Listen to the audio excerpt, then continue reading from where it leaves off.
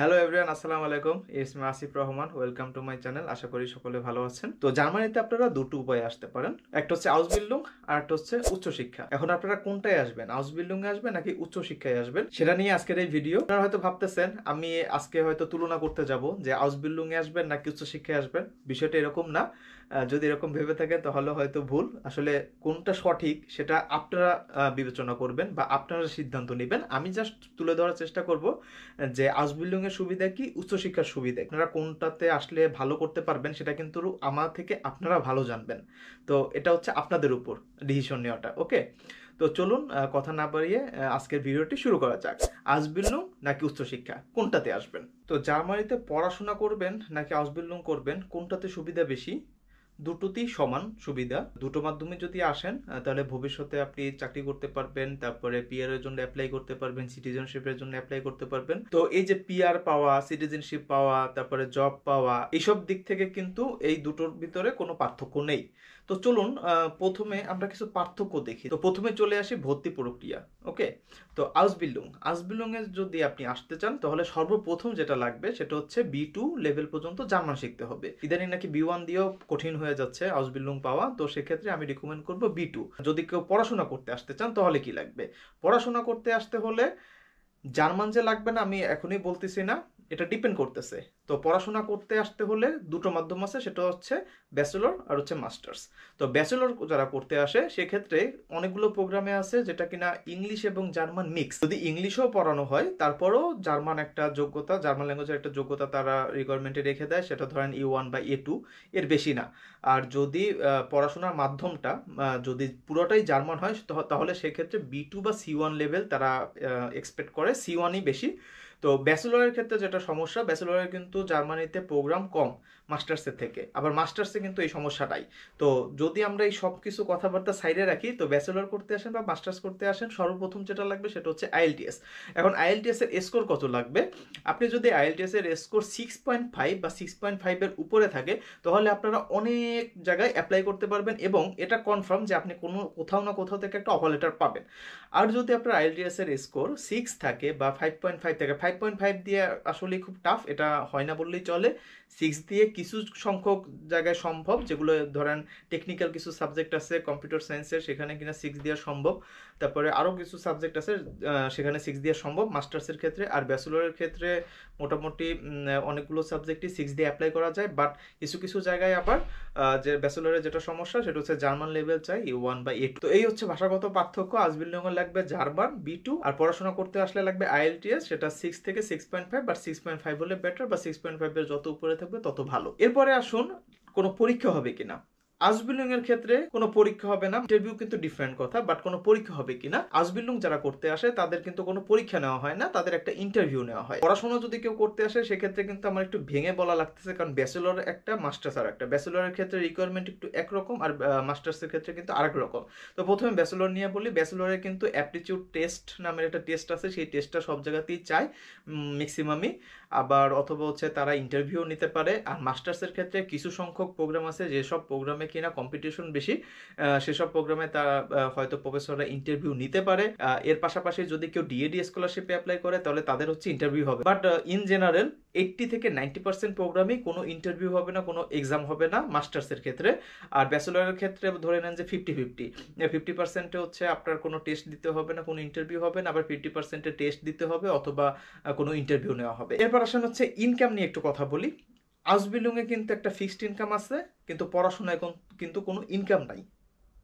আবারও বুঝেন বিষয়টা, আউসবিল্ডিং যারা করতে আসবে তারা কিন্তু দেশ থেকেই একটা ইনকাম, মানে কত স্যালারি পাবে সেটা কিন্তু ফিক্সড করে তারা আসে। এটা হচ্ছে আউসবিল্ডিং অনেকগুলো ডিপার্টমেন্ট ওয়াইজ আছে, তো বিভিন্ন ডিপার্টমেন্ট ভেদে হচ্ছে বিভিন্ন ইনকাম। আপনি ধরে রাখতে পারেন যে 900 বা 1000 থেকে, হ্যাঁ 1000 থেকে 1400-1500 ইউরো পর্যন্ত হচ্ছে আউসবিল্ডিং এর স্যালারি হয়ে থাকে। এবং সেটা বাংলাদেশ থেকে যারা আউসবিল্ডিং এ আসে আগে থেকে ফিক্সড থাকে যে তারা আগামী 3 বছর পর্যন্ত 1000 থেকে 1400, 1500, 1600, 1700 এরকম একটা ইউরো তারা ইনশাল্লাহ ইনকাম করবে।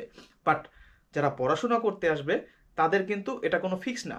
এখন পড়াশোনা করতে আসলে কি তাহলে ইনকাম করা সম্ভব না? ইনকাম করা সম্ভব। যেটা করতে হয় যে পড়াশোনা করতে আসার পরে আবার একটা পার্ট টাইম জব ম্যানেজ করতে হয়। তাহলে সেক্ষেত্রে কিন্তু ইনকাম ফিক্স না। তার পাশাপাশি যেসব এটা প্রোগ্রাম টু প্রোগ্রামও ভ্যারি করে। অনেক প্রোগ্রামে কিন্তু প্রেশার বেশি থাকে। তাহলে সেক্ষেত্রে কিন্তু আপনি প্রতি মাসে ঠিকঠাক মতো কাজ করতে পারবেন না।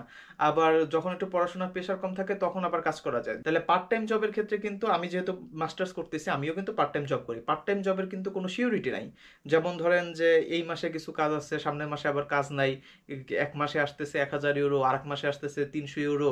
কোনো কোনো মাসে আমারও এরকম হয়েছে যে 2 মাসে আমার প্রচুর পরিমাণ ল্যাব ছিল, তারপরে কোর্স ওয়ার্ক ছিল, এক্সাম ছিল।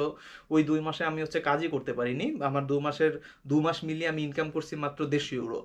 কিন্তু আউসবিল্ডিং এর ক্ষেত্রে কিন্তু এটা একদম চাকরি। তো চাকরি নিয়ে আসা হচ্ছে, প্রতি মাসে 1000 থেকে 1400 ইউরো ইনকাম করবে, এটা ফিক্সড। আর পড়াশোনার ক্ষেত্রে কিন্তু কোনো ফিক্সড ইনকাম নাই। এটা ডিপেন্ড করতেছে সম্পূর্ণ আপনার উপরে। এখন পড়াশোনা করতে এসে যদি আপনি ঠিকঠাক মতো পড়াশোনা না করেন তাহলে ইনকাম করবেন, বাট ঠিকঠাক মতো যদি পড়াশোনাটা করতে হয় তাহলে ঠিকঠাক মতো ইনকাম আবার করা যায় না। আমি সবাইকে এটা সাজেস্ট করি যে যারা পড়াশোনা করতে আসতেছে, আমার মতে যে পড়াশোনাটাতে মনোযোগ দেওয়া উচিত। এরপর মনোযোগ দিয়ে পড়াশোনাটার পাশাপাশি যতটুকু সম্ভব ইনকাম করা যায় ততটুকুই করে। নিজের খরচ ইনকাম করতে পারলেই তো আলহামদুলিল্লাহ। তো এই হচ্ছে ইনকামের ক্ষেত্রে পার্থক্য। এরপরে চলুন একটু ক্যারিয়ার নিয়ে আলোচনা করি।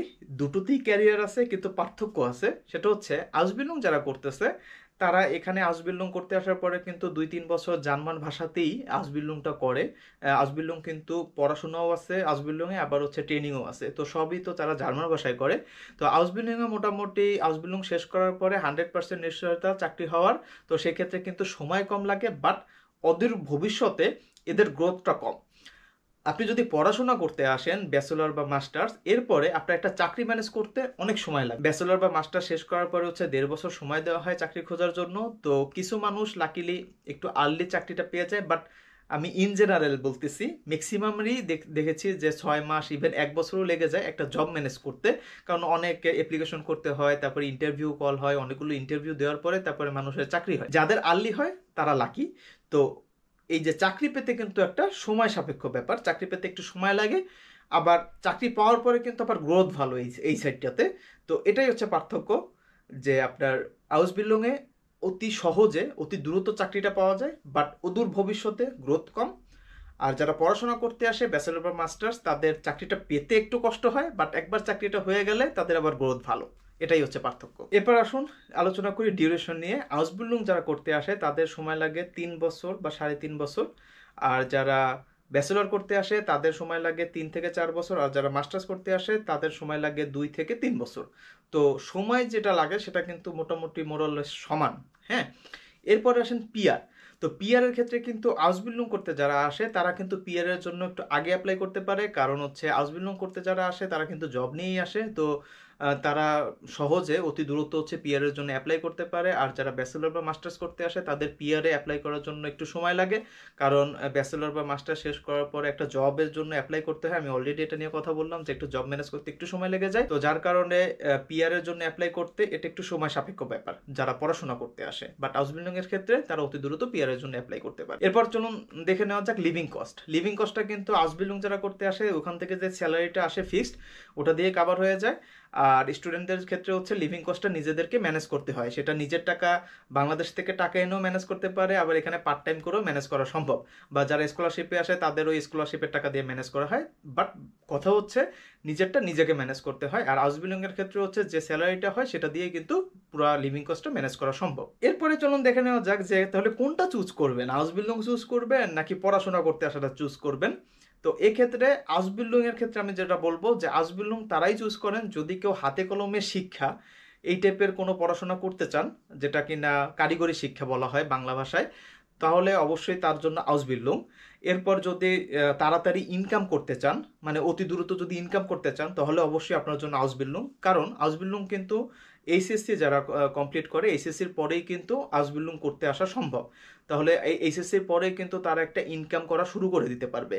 তো যারা অতি দ্রুত লাইফে ইনকাম করতে চান তাদের জন্য অবশ্যই আউসবিল্ডিং। এবং 3 নম্বর পয়েন্ট, যদি আপনাদের অনেক মোটিভেশন থাকে যে হ্যাঁ আপনি অন্য একটা ল্যাঙ্গুয়েজ শিখবেন, সেটা হচ্ছে জার্মান ল্যাঙ্গুয়েজ, তো জার্মান ল্যাঙ্গুয়েজ শেখার মোটিভেশনটা নিজেদের ভিতরে থাকতে হবে মিনিমাম B2 লেভেল, তাহলে ইনশাল্লাহ অবশ্যই আপনারা আউসবিল্ডিং করতে আসতে পারবেন। এবার চলুন দেখি যে পড়াশোনা করতে যারা আসবেন, যারা একাডেমিক্যালি স্ট্রং, আমার মতে তাদের পড়াশোনা করতে আসাটাই উচিত। যারা বাংলাদেশে অলরেডি ব্যাচেলর শেষ করেছেন এবং মাস্টার্স অ্যাপ্লিক্যান্ট, আমি বলবো তাদের আউসবিল্ডিংয়ে না এসে অবশ্যই মাস্টার্স করতে আসা উচিত। যদিও এটা একটু সময় সাপেক্ষ ব্যাপার, ওটা নিয়েও আমি কথা বলতেছি। অনেকের কিন্তু রিসার্চ করার ইচ্ছা থাকে, তারপরে হায়ার এডুকেশন নেওয়ার PhD করার ইচ্ছা থাকে, তাহলে অবশ্যই পড়াশোনা করতে আসতে হবে। আর পাশাপাশি ধরেন আপনার ইংলিশের দক্ষতা ভালো, ইংলিশে ফ্লুয়েন্ট এবং ফিনান্সিয়াল কোনো প্রতিবন্ধকতা নেই, তাহলে অবশ্যই আমি বলবো যে পড়াশোনা করতে আসেন। তো এই ছিল মোটামুটি যে কারা আউসবিল্ডিং করতে আসবেন আর কারা পড়াশোনা করতে আসবেন। ওকে, তো সর্বশেষ যেটা সব থেকে ইম্পর্টেন্ট এই মুহূর্তে বাংলাদেশ থেকে, সেটা হচ্ছে ওয়েটিং পিরিয়ড। আউসবিল্ডিং এ কিন্তু কোনো ওয়েটিং পিরিয়ড নাই। আপনারা যদি আউসবিল্ডিং ম্যানেজ করতে পারেন তাহলে 4 থেকে 5 সপ্তাহের ভিতরে আপনি ভিসা পেয়ে যাবেন, অনেকে 3 সপ্তাহতেও নাকি পেয়ে যায় ভিসা। আর যদি কেউ পড়াশোনা করতে আসতে চান, সেটা ব্যাচেলর হোক বা মাস্টার্স হোক, বর্তমানে 27 মাস চলতেছে ওয়েটিং পিরিয়ড, বাট আশা করি এটা আস্তে আস্তে ঠিক হয়ে যাবে। আই হোপ আগামী 2 থেকে 2.5 বছরের ভিতরে এটা ঠিক হয়ে যাবে, কারণ অ্যাপয়েন্টমেন্ট নেওয়ার যে একটা অদ্ভুত সিস্টেম ছিল যে একটা পাসপোর্ট নাম্বার হলেই অ্যাপয়েন্টমেন্ট নেওয়া যায় জার্মান এম্বাসিতে, সেই অ্যাপয়েন্টমেন্ট নেওয়ার সিস্টেমটা এখন ক্যান্সেল করে দিয়েছে। আপনারা যদি এখন অ্যাপয়েন্টমেন্ট নিতে চান, অবশ্যই আপনাকে অফার লেটার বা অ্যাডমিশন লেটার বা এনরোলমেন্ট লেটার যেটাই বলুন না কেন, এগুলো সাবমিট করে তারপর হচ্ছে আপনাকে অ্যাপয়েন্টমেন্ট নিতে হবে। এজন্য আশা করতেছি যে আগামী 2 বছর বা 2.5 বছরের ভিতরে এই সমস্যাটা ঠিক হয়ে যাবে। তো যারা ব্যাচেলর করতেছেন মুহূর্তে, specially second year, third year বা ইভেন 4th ইয়ারে আছেন, আমি আপনাদেরকে সাজেস্ট করব যে এটা নিয়ে এখনই এত ওরিড হয়েন না। যারা ব্যাচেলর সেকেন্ড ইয়ারে আছেন বা থার্ড ইয়ারে আছেন, তাদের হাতে এখনো সময় আছে, আপনারা পড়াশোনাটা ভালো করে করেন। আগামী 2-2.5 বছর পর হয়তো আর এই ওয়েটিং পিরিয়ড এতটা থাকবে না, সর্বোচ্চ হয়তো 6 মাস বা 1 বছর থাকতে পারে। তো আপনারা মাস্টার্স করতে আসেন, এটাই হচ্ছে আপনাদের প্রতি আমার সাজেশন। আর যারা অলরেডি ব্যাচেলর কমপ্লিট করে ফেলেছেন, আমি বলবো যে আগামী 2-2.5 বছর একটু জব টপ করেন দেশে, কারণ আপনার যদি জব এক্সপিরিয়েন্স থাকে তাহলে সেক্ষেত্রে কিন্তু জার্মানিতে আসার পরে মাস্টার্স কমপ্লিট করার পরেও কিন্তু জব, যখন আপনি জবে অ্যাপ্লাই করবেন, এটা আপনাকে এই জব এক্সপিরিয়েন্সটা কিন্তু আপনাকে বুস্ট করবে। তো এটা নিয়ে আসলে হতাশ হওয়ার কিছু নাই। আর যারা এইচএসসি দিয়েছেন, এইচএসসি কমপ্লিট করেছেন বা সামনে করবেন, আপনাদেরকে আমি বলবো যে ব্যাচেলরে ভর্তি হয়ে যান। তো বাংলাদেশে যেহেতু ব্যাচেলর 1 বছর করতে হবে, তাহলে ওই 1 বছর করেন, তো ইনশাল্লাহ আগামী 2-2.5 বছরের ভিতরে এই ভিসা জটিলতা আর থাকবে না, আপনারা ব্যাচেলরের জন্য অ্যাপ্লাই করতে পারেন। বাট আপনারা যদি আর্লি সবকিছু করতে চান, তাহলে আমি বলবো আউসবিল্ডিং। স্পেশালি যারা এইচএসসি কমপ্লিট করেছে বা ইতিমধ্যে অলরেডি যারা জার্মান ল্যাঙ্গুয়েজের প্রস্তুতি নিচ্ছেন, তা আমি আপনাদের জন্য অবশ্যই বলবো আউসবিল্ডিং। আর সবার আসলে পড়াশোনা ভালো লাগে না, যদি কারো একটু কম পড়াশোনা করতে ইচ্ছা করে বা একটু হাতে কলমে শিক্ষাটা বেশি পছন্দ করেন আপনারা, তাহলে তাদের জন্য অবশ্যই আউসবিল্ডিং।